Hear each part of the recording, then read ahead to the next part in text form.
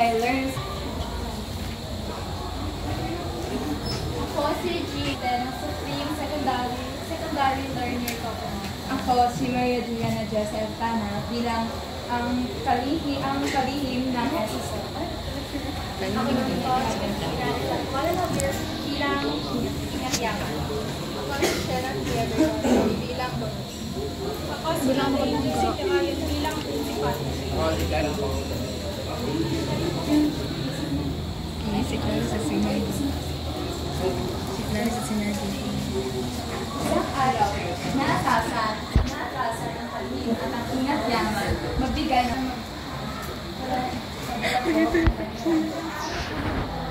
Ba't isa ng magat?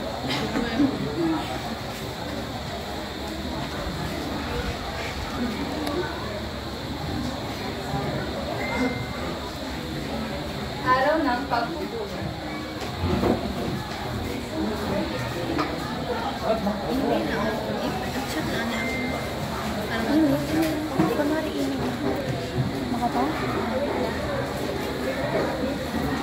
Mo manabit tunog man ka. Saan mo na ka naiintindihan tayo? Kunwari ano nga mga galaw-galaw. Parang ito imaw, iya sige ni iya sa ano, iya sa ano. Kasi parang kasi go ulo sa nga to din mag-add ko nga.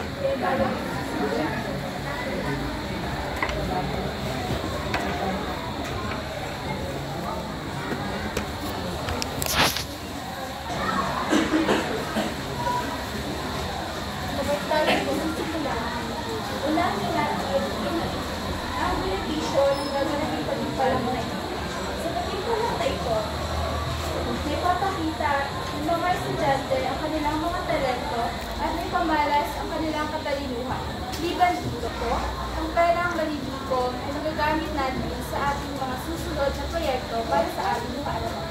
Ang susunod naman ay ang ating budget na ipapaliwanag ng ating pinag-unahan. So, magandang hapon natin lahat.